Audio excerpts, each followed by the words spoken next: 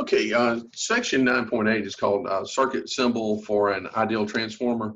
And when we're dealing with an ideal transformer, we cannot go to the trouble to draw this complicated representation that we've been doing to understand how it works. You know, this primary and secondary with drawing the flux and the induced and source voltage and all that sort of thing. So we need a simplified way to represent this ideal transformer.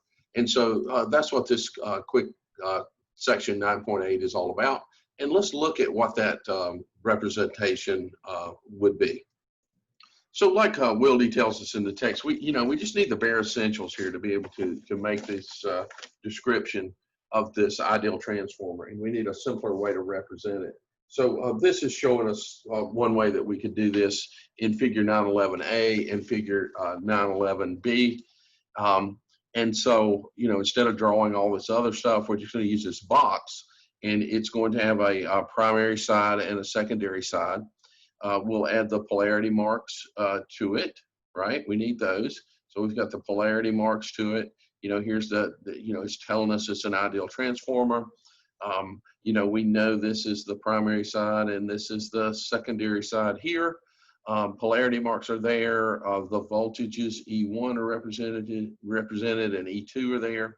And then we also see, based on the polarity marks, that the current always flows into the polarity mark here on the primary side, and based on that, in the direction of the current, we know that this would be the current flow on the secondary side. And so, that's really all that it is.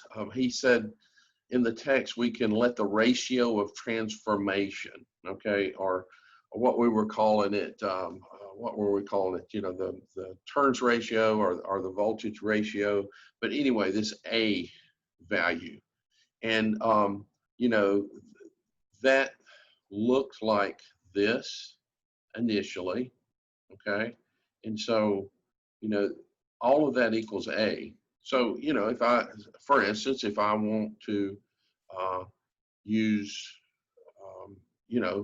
just this portion of it, right? E sub 1 over E over 2 equals A. I could pull that out like he shows us there in the text. I could have, this, right?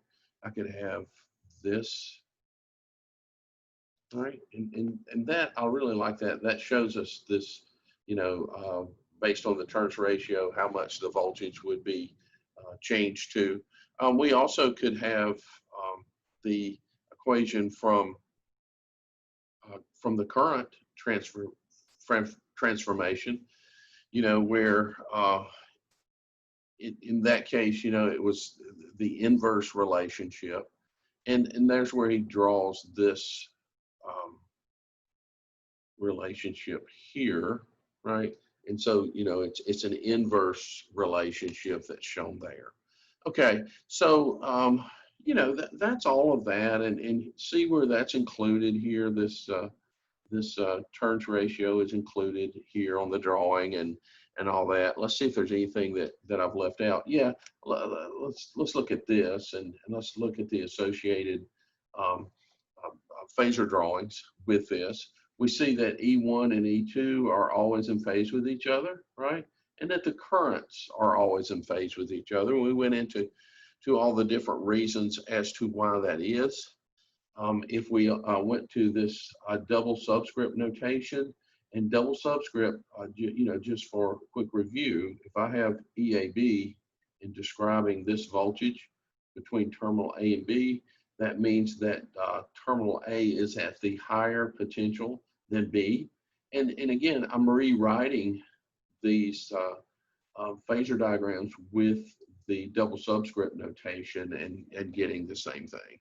So anyway, and final thing, this angle between the voltage and the current will always be represent the nature of the load that's connected to it, as we saw with that last example that we worked with. Okay, so that's 9.8.